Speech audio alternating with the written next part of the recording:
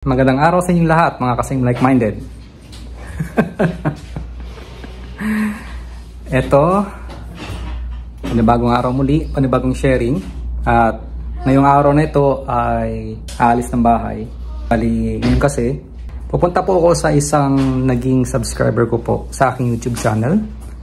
Kung naalala nyo, ito yung sinabi ko. So, yun na nga po, kung meron pong mga Filipino na aware sa law of attraction na nandito ngayon sa Ontario din o kahit saan kayo sa Canada. Sana mag-comment po kayo. Alam ko ma-attract ko kayo. Alam ko mapapanood nyo ito. Ayan. At dahil nga sa law of attraction money na sinabi ko sa inyo, kakaganon ko, kaya ang gagawin namin ngayon ay mag-trading. Bali, ito yung pinaka first time na trading na gagawin ko at hindi ko alam kung ano mangyayari. Wala pa akong idea talaga. Well, little bit lang back 2022-23 nung nasa Pinas pa ako, pero this time I think it's gonna be different level kasi kasama ko sila. Tuturuan nila ako kung paano mag copy paste ng trading. Ang trading kasi kailangan analyzation and so forth, pero meron kasing copy paste, ka-copy paste mo lang then okay na, kaya mo lang kikita ka. So titignan ko, tsaka nandun din yung kapatid niya which is magaling din sa pagte-trade. Magpapaturo din ako, magpapaguide. Kung interested kayo na malaman to at gusto nyo ring malaman pa o gusto nyo ring matuto pagdating sa money is working for us or more on law of attraction money tayo, then samahan nyo ako. Kaya tara, umpisa na po natin.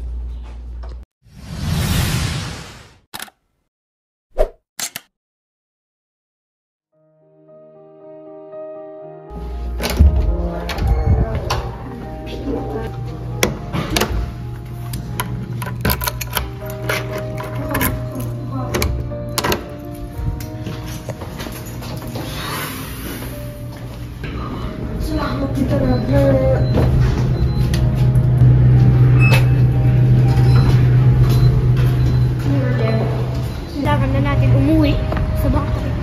Oh wait, it's raining.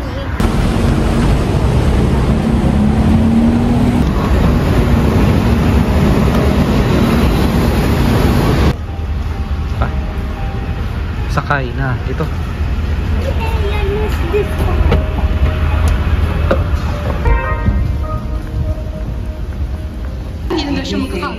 Sino?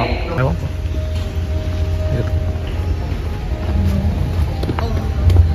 Dito kayo pa sumasakay ka. Sino?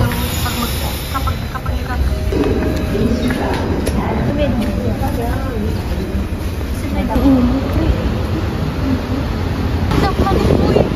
Bakit? Ha? Nilakadin na lang natin. Ulit ka? Punta ka dyan. No. Hindi siguro. Titi na nga. Okay ang tawag dyan. Ayun mga kasim like-minded, wala nang ulan. At naglalakad na kami ng mga anak ko papunta dun sa bahay ng ating subscriber. Ang pangalan ay si Topi. Yun siya. Malapit lang kasi sila pagbaba ng Shepherd Young Station. At nandyan na. Konting lakad lang talaga. Pwede naman mag-bus pero lakad para may exercise naman.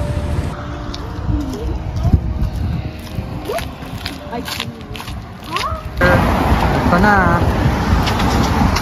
So yan mga kasim like-minded. Ito, nandito na kami, mga anak ko. Yeah. Nanonood dito.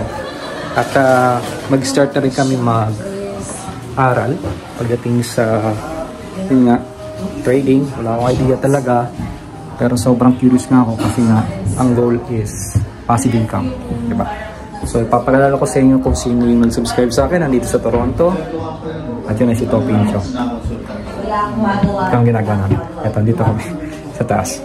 So ito, papakilala ko sa inyo yung nag-subscribe sa akin YouTube channel. Kaya nga sabi ko sa inyo, kung sino man ang taga Toronto, for sure magkikita tayo. Ayan, ito siya, si Topi. Hello bro. Guys, what's up? Kumusta kayo lahat? Si Mayan. Hi po. Kasama din namin sa magiging trading po. At saka si Tita. Tita, thank you po ah. Hello po. Thank you po sa pag-accommodate sa amin dito. Today is... Payaman na tayo lahat. Payaman. Thank you.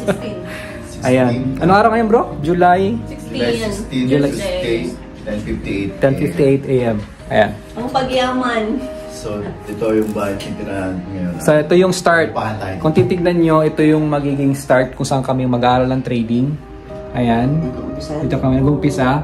So, abangan nyo po. Sabi ko nga lagi sa kanila, tita, 2 to 5 years from now. Nag-start ako 2020. Nasa probinsya ako, Aklan. Ang background ko, mga dagat. And then, 2023, nasa Canada na ako. Kaya nga sabi ko sa kanila, hindi nila masasabi. Basta ang pangarap ko, alam kung mangyayari. 6 Ayun. months from now, For sure. yes. More than pa. December tayo, so before magpasko, okay na, stable na ang ating Yes. Yan. So, yun yung goal. 6 digits a month. 6 digit a month. Ayan. Yun. So, Alam ko kasi nagagawa nga ng iba. Diba? 1 week na, i-consultant agad. Ito. Yeah. yeah, right? Oo. 5 days lang yun. Kaya mas papabilisin pa natin. Ayan. Yeah. So, yun, yung goal is 6 months from now. Basta sa law of attraction kasi hindi mo masasabi kung 6 months siya kasi pwede siyang mapaikli lalo na't magkasama-sama kaming lahat. Mas napapabilis kung same energy, same thinking, same goal, tapos lahat ay nagsusuporta at walang kumukontra. Yun yung paniniwala ko kasi subok ko na siya since nasa Pilipinas pa lang ako. Ayan. So yun, umpisa na namin mag-aral. So ako na lang ipapaliwanag sa inyo dahil may gagawin pa kaming routine muna bago kami mag-start. Sige. A few moments later. Hello mga kasing like-minded, ayun. Hindi ko na natuloy yung vlog doon sa loob ng bahay at kung anong ginawa namin next na actually. Pero kikwento ko lang sa inyo. Ang ginawa namin after noon ay first, nag-prayer. Pangalawa, nag-meditate kami. After namin mag-meditate, nag-study. After ng study, tungkol sa, yan nga, trading, which is wala pa talaga ako masyadong idea dyan. And then, saka kami nag-sharing din at nagkaroon ng actual training. Yung actual na account talaga, gagamitin mo, real money na siya. Yun. So, it's a good thing. Natuto rin ako. Mas nagigas ko na siya. Kasi way back 2022 ng December, sinabi ko kasi sa sarili ko talaga noon. Hindi ko makalimutan to eh. Alam ko merong taong talagang kumikita ng 100,000 per day. Alam ko talaga meron eh. Meron. Tapos kaka-research ko nga, hindi lang 100,000, million pa. Sobra-sobra pa sa naisip ko. A day dyan sa ginagawang trading. Well, hindi lang naman sa trading. May iba't ibang klaseng sources or businesses rin naman ang kumikita ng ganyan.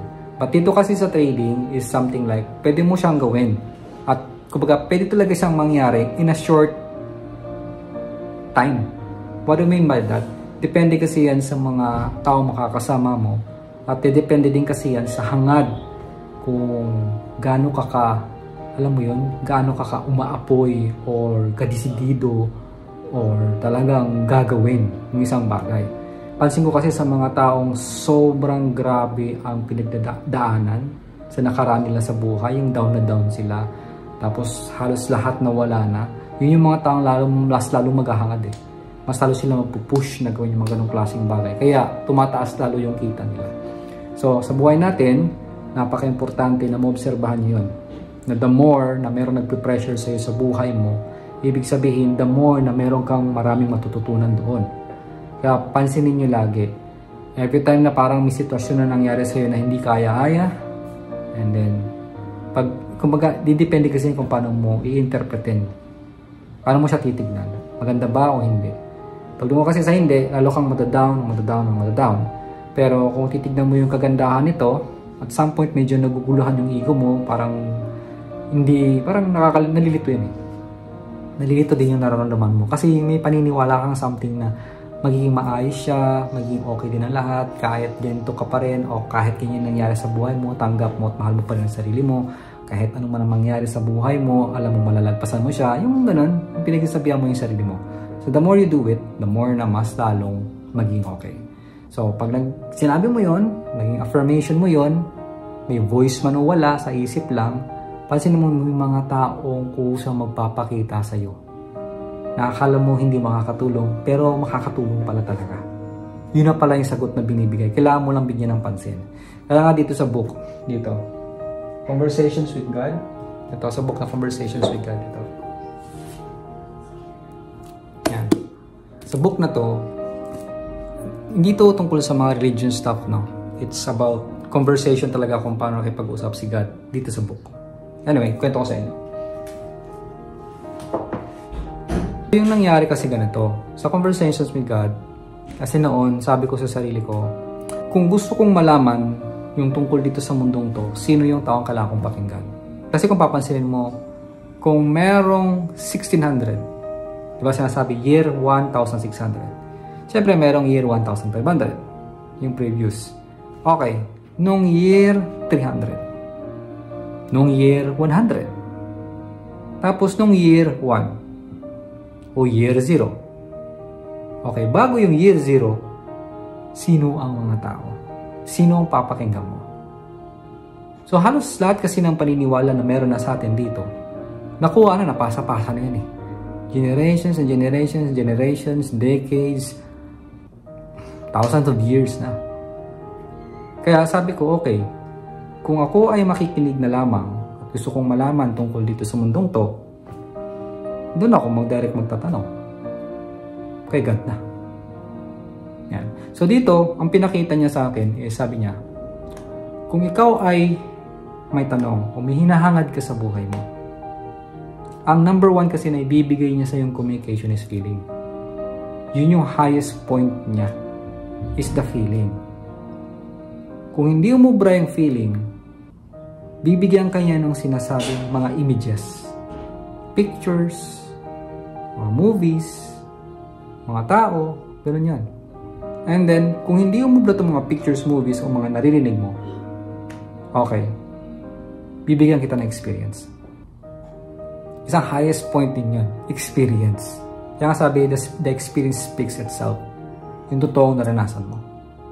Pero kung hindi pa rin talaga umubra sa yung experience, bibigyan kanya ng pinaka-lowest point of conversation or way of, hindi pala conversation, communication niya.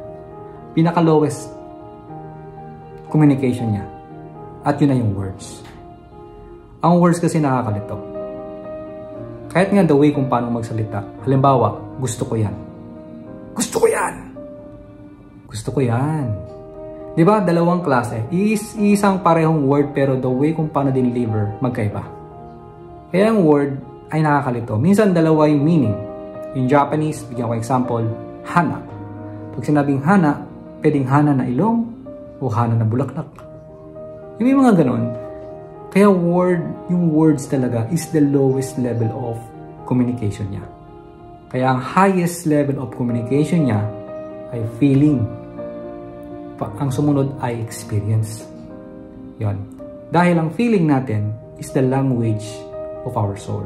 Soul. Dito tayo nakikipag-communicate sa puso natin to. Doon sa atin, sa may kapal. Or, dito, soul. Sa ating ito, nandito lang yung soul na yan eh. So, kung tayo nakikipag-communicate to our feeling, nakikipag-communicate tayo dito sa ating soul. Yan. So, bakit ko sinabi to? Kasi, every time na ikaw ay down na down na down na down, at tinatanong mo sa sarili mo, paayusin to, ano ba magandang gawin, ganito, ganyan. And then sasabihin mo na, okay, susurrender ko ng lahat sa iyo, Diyos ko, Lord Jesus Christ, Mother, Creator, God, and Universe, o kung ano man, make sure, obserbahan nyo ang nangyayari sa inyong paligid. Meron kang something na mararamdaman eh, na may kailangan kang gawin. Na naiisip mo, na biglang may pumapasok din sa utak, parang nag-download ba? Parang may gumagano na, gawin ko kaya to? Sabihin ko kaya ganito? Mag-voice out kaya ako? Try ko kaya ganito? May pumapasok dyan sa iyong idea. So you have to do it. So once na ginawa mo yun na, parang kusa siya eh. Parang kusa ka magkakaroon ng sariling idea kung anong gagawin mo. Kung kanino ka magsasabi, o anong klaseng solusyon yung makikita mo. But you have to take action at mag-observe. Kailangan mo mag-observe para makita mo kung anong sunod na mangyayari. At minsan, alam mo yung pag sinabi mo, Diyos ko, kayo na pong bahala sa solusyon, surrender na ako, hindi ko na iisipin, hindi ako mag-iisip ng solusyon kung ano man, kasi aware naman ako sa sarili ko eh. Nang itong isip ko, nandito ngayon, ito nanonood kayo, Wala tong kakayahan na makita ang future. Wala.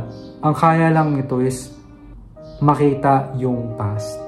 Maalala yung past. Oo, kaya kong isipin yung future, yung na-imagine ko siya. Pero kung ano talaga yung grand scheme na mangyari, hindi ito kaya. Hindi nito kaya.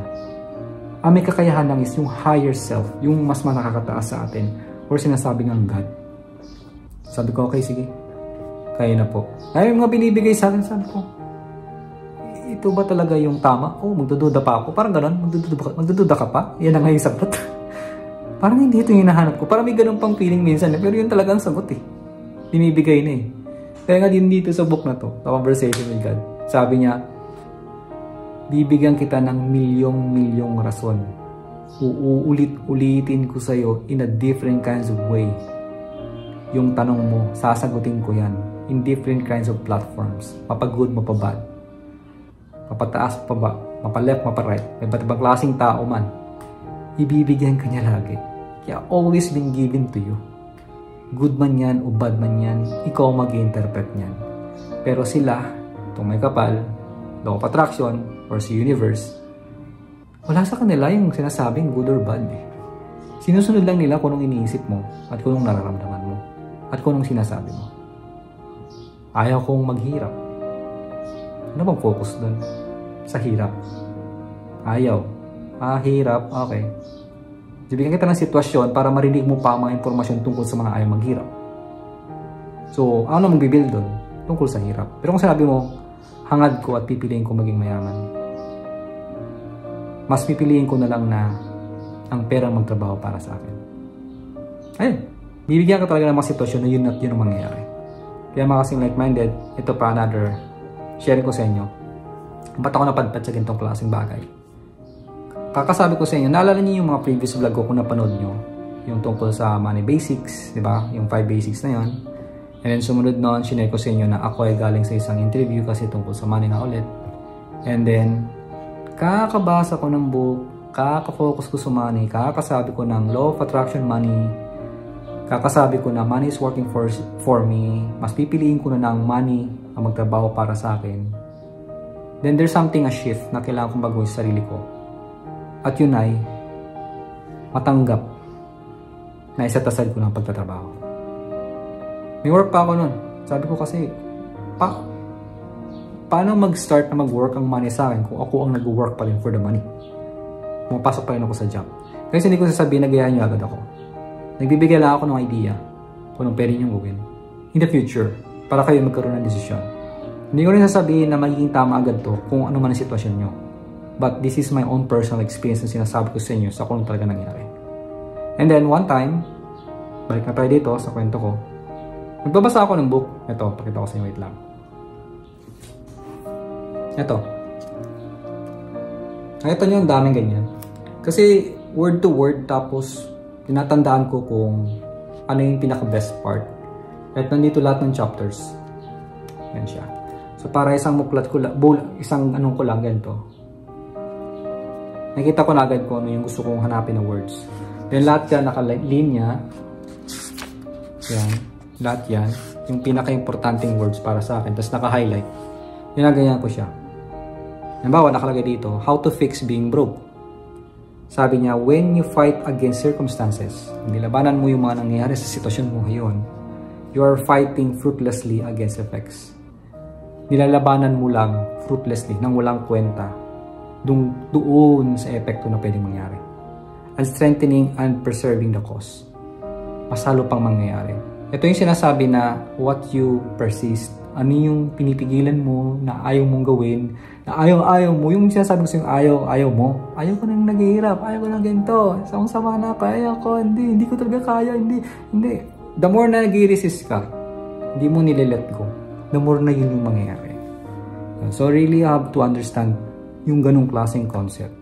It's hard, lalo na sa mga bagong tao na nanonood dito na hindi dumaan sa pinaka-una-una kong vlog, lalo sa law of attraction na nag-jump dito. Magtataka sila, pinagsasabi nito. Makapag ganun. But yeah, yun talaga. So yun, kumbaga dito, sinabi nga na, for example daw, ganito, mag-a-act ka as broke. Yung broke kasi, yung perspective ng broke. O yung mga, Broke meaning like, meron naman pero hirap. Wala pa. Talagang wala. Ganun. So yung perspective daw kasi nito is like cutting cost. Kailangan mag-cut ng cost. Being mean. Masyadong mean yung tao. Nagiging mean sa ibang tao. Stingy. Being bitter. Takot. Scared. At jealous. No? Nagsiselos. Yan. Ngayon. And then, in an attempt to prevent yourself from being even more broke, what are you really doing? So, sinabi lang dito, para ma-prevent mo yung sarili mo sa pagiging broke, ano pa ba talaga ang ginagawa mo? Yan. So, anyway, may mga nababasa kasi ako mga part dito. Lalo na yung sa sinabi na, may part kasi dito na sinabi is, nag-exist kasi yung past, present, tsaka future mo. Ibig sabihin, there's no time. Dun sa sinasabi ng higher self natin, kung anong inisip mo, automatic nangyayari siya. Kaya nga sinabi, bago pa ibigay sa iyo ang hinihiling mo, nandyan na. Money, nandyan na. Success, nandyan na. Bago mo pa hilingin to, bago mo pa ipag-pray to, andyan na agad lahat. Ano pang hinahanap mo sa buhay mo? Kagandahan, magandang bahay, and so forth, nandyan na actually. Ano pang hinahanap mo? Technology, actually nandyan na. Existing na siya. Bago mo pa siya hilingin. It's all there. Gumaling ka sa nararamdaman mo, actually nandyan na. Ang kailangan mo lang gawin, hanapin mo yung mga taong may katulad mo na gumaling sa similar o same situation mo. Actually nandyan na lahat. Bago pa natin hingin. Lahat ng mga sinasabing problema, actually it's only a challenge situation and opportunity yan. Every time you have like that, all you have to do is ask. Pray ka, ask mo ano po ba ang solusyon. God, please help me. And then observe.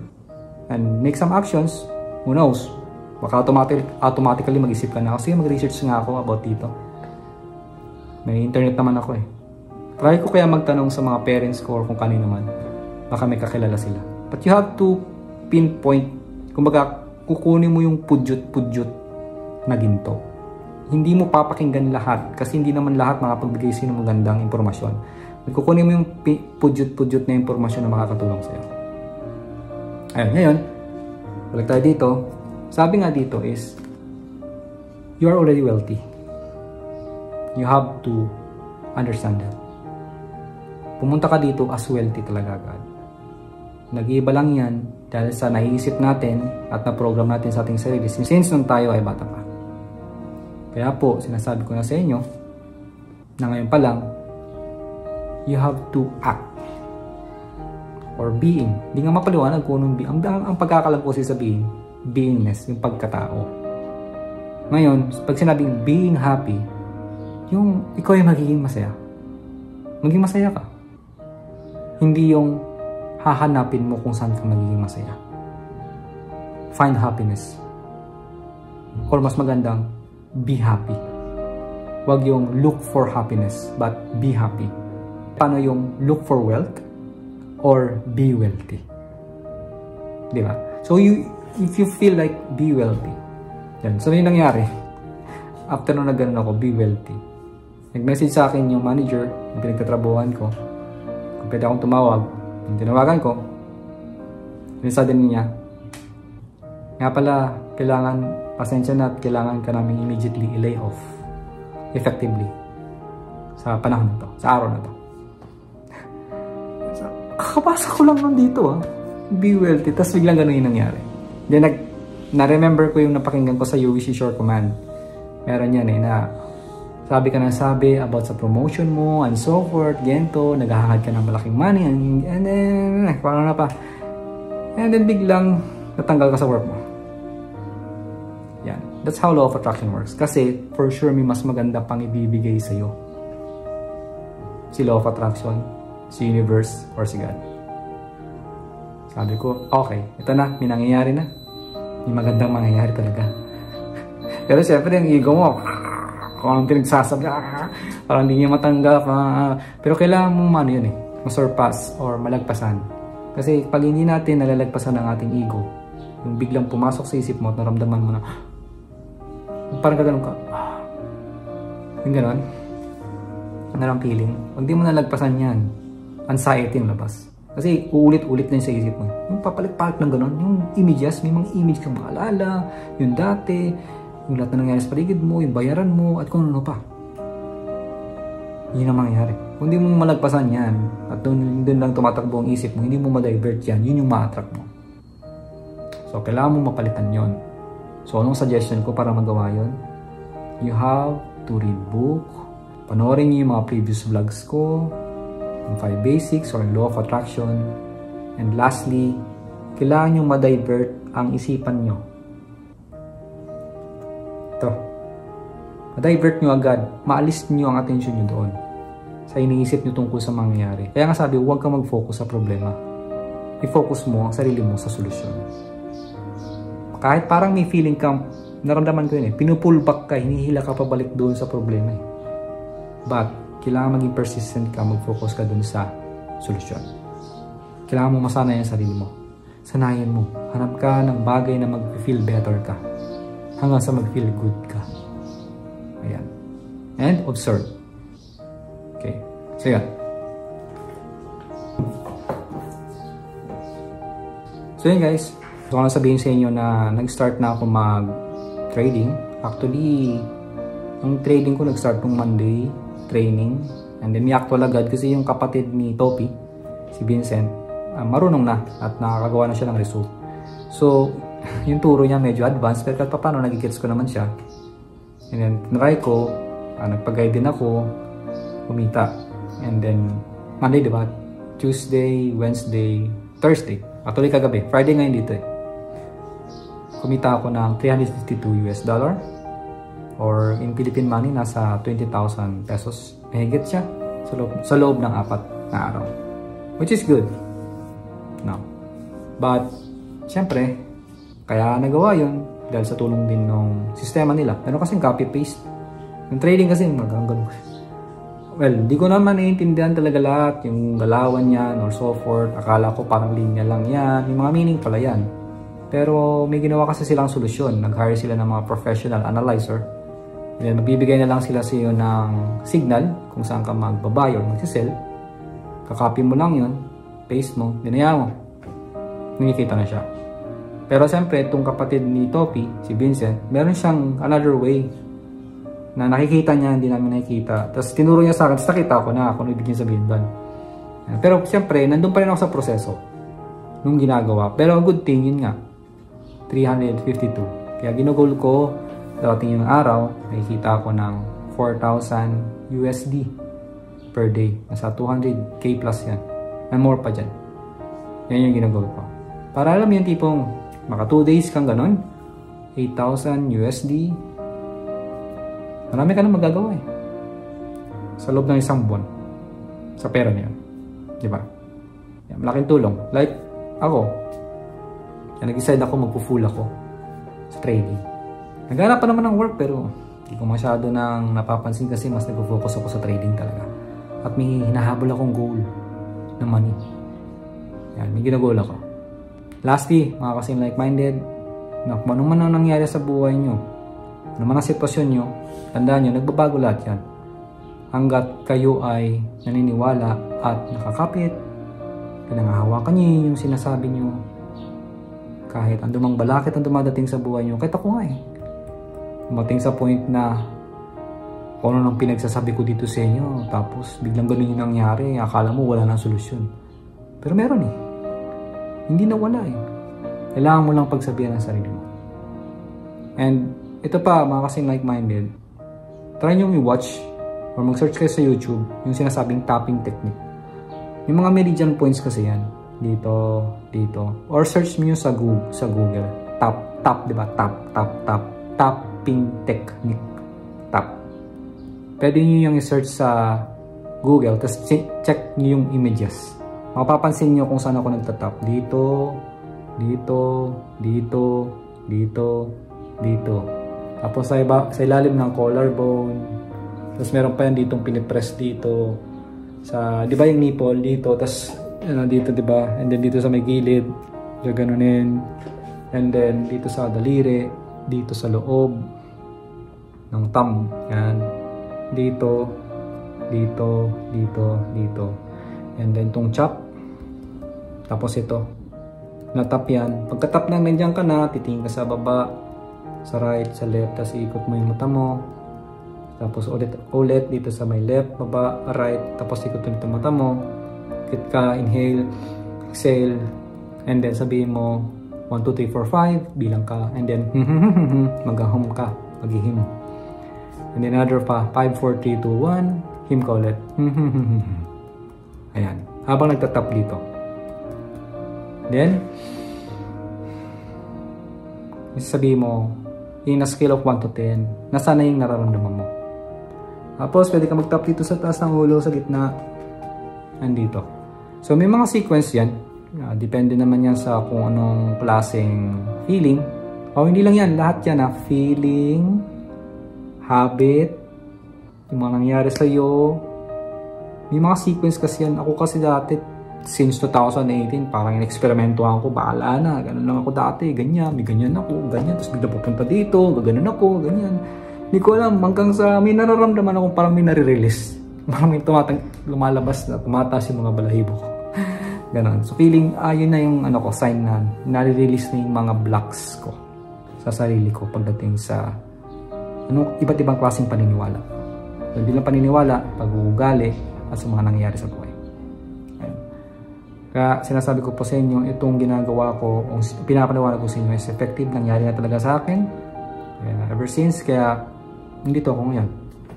Kaya kung nasan kayo, ulitin ko lang, yan ay lahat pwede magbago.